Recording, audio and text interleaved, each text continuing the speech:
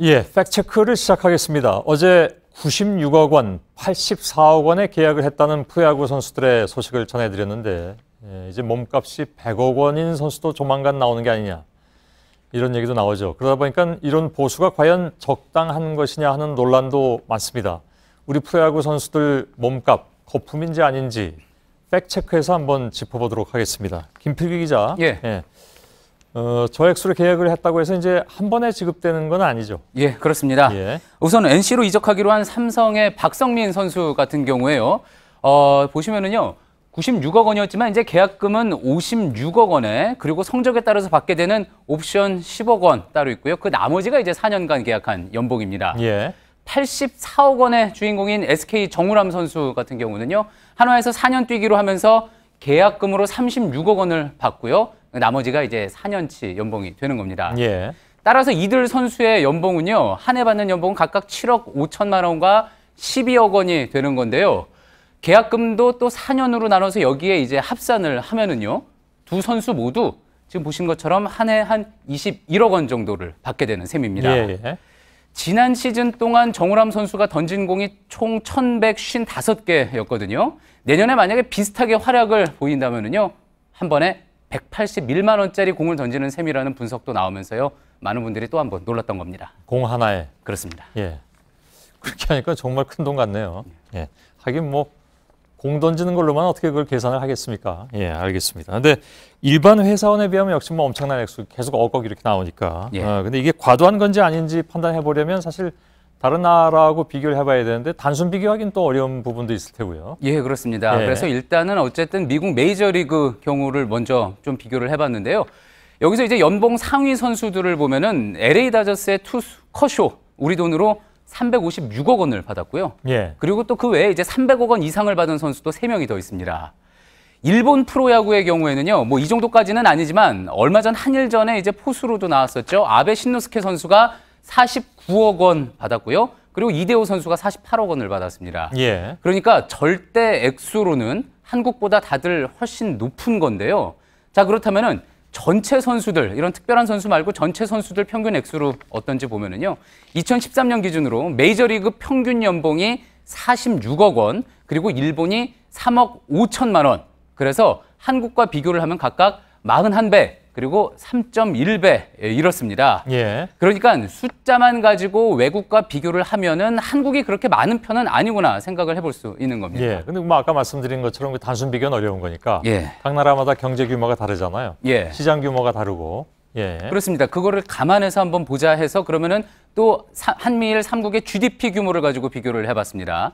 그러면은 미국 경제는요, GDP 규모로 한국의 13배 정도가 되고요. 그리고 일본은 한국의 3.8배 정도가 됩니다. 예. 그러니까 이 두 개를 같이 합산을 해서 생각을 해보면 경제 규모까지 감안을 하면은 한국 프로야구 구단의 연봉 지출액은요, 미국에 비해서는 아주 적은 수준이고 일본과는 상당히 비슷한 수준이다 이렇게 볼 수 있다는 의견도 있습니다. 예.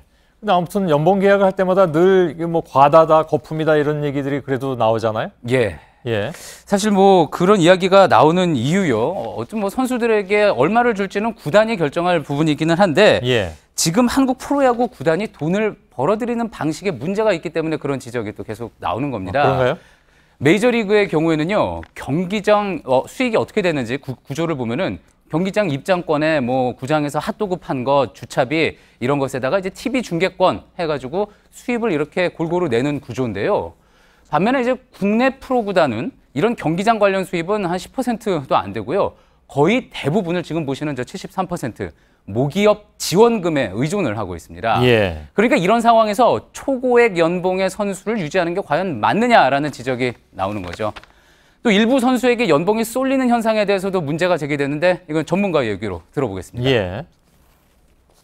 사실 발표된 액수가 이것도 정확한 액수라고 얘기하기 좀 어려운 부분도 있거든요. 실제로는 뭐 그 이상의 한 얘기가 사실 지배적이니까 결국은 이제 팀에서 팀의 연봉에 대해서 전체를 얼마로 가져가는 경우가 많거든요. 그러니까 결국은 이제 이 선수가 많이 가면 저 선수는 떨어지면 뭐 제로섬 게임이다 이런 얘기도 있고. 예. 그러니까 이게 무슨 그 파이의 원리인가요? 그러니까 한 선수 몇몇 선수가 많이 가져가면 다른 선수들은 그만큼 적게 가져가야 된다라는 게 그렇습니다. 여기서 통하는 모양이군요. 예, 그렇습니다. 자, 어차피 이제 살림살이가 뻔한데 뭐 이렇게 말씀하신 대로 어느 한쪽이 가져가면 한쪽이 적게 가져갈 수밖에 없는 게 아니냐 그런 우려가 나오는 건데요. 예. 여기에 또 추가로요. 게다가 메이저리그 선수들의 최저 연봉을 보면은요. 우리 돈으로 5억 6천만 원입니다. 예. 그리고 일본 리그는요. 1군 기준으로 1억 4,100만 원입니다.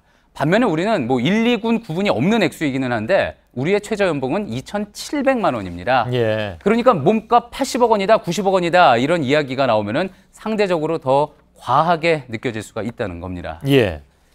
우리 시장 규모에 맞지 않게 하여간 그러면 이번 그 내용을 보면 올랐다는 건데 그럼 예. 왜 그렇게 된 겁니까 그렇다면? 예, 첫째는요. 전문가들이 지적하는 이유는 수요 공급이 맞지 않기 때문이라고 합니다. 예. 최근 프로야구 9구단 그리고 10구단 생기면서 선수를 뽑겠다는 곳은 많아졌는데 선수 공급은 그만큼 늘지가 않았던 거죠. 또 그리고 수준급 선수들이 지금 미국, 일본으로 진출을 하지 않습니까? 예. 그러니까 국내에 남은 선수들의 가치가 오른 것도 또 다른 이유입니다. 여기에 구단 스스로의 책임도 있다는 지적이 있는데 역시 직접 들어보시죠. 예. 한두 구단이 지갑을 여는 구단이 생기면 이런 상황이 꼭 발생이 되더라고요. 솔직히 한국 프로야구 구단들은 이미지를 만들어야 된다는 압박도 있고 요즘 야구 팬들이 상당히 열정적으로 팀들을 응원하기 때문에 어쩔 수 없이 배팅을 할 수밖에 없고. 예. 제가 그 97년에 박찬호 선수가 한창 다저스에서 이제 뭐 막 올라서기 시작할 때 취재했던 적이 있는데 예. 거기 메이저리그 구단들은 정말 그 야구 팬들을 이렇게 끌어모으기 위해서 엄청나게 노력들을 많이 하던데 예. 우리는 팬 중심보다는 어찌 보면 모기업의 홍보 수단으로 자꾸 이렇게 하니까 그래서 이런 현상이 생기는 거라고 봐도 되지 않을까요? 예, 그런 부분에 대해서도 문제 지적이 있습니다. 예. 그래서 더 어떻게 보면 경쟁적으로 선수들한테 집착을 하는 모습이 나올 수도 있는 건데요. 예. 이처럼 수익보다는 말씀하신 대로 모기업 홍보 수단으로 존재하는 이 프로야구 구단들 사실 일본식 모델을 따왔던 겁니다. 그래서 지금 일본도요. 메이저리그식으로 수익 구조를 변해야 한다라면서 비슷한 고민에 빠져 있고 그런 기사들이 나오고 있는데요. 홍보를 위해서 좋은 선수가 필요하고 그러려면 더 많이 지출을 해야 하는 이 반복되는 상황. 예. 시장 구조가 완전히 바뀌지 않는 한 매년 이맘때마다 같은 논란은 계속될 수밖에 없을 것 같습니다. 예. 팩트체크 김필규 기자였습니다. 수고했습니다.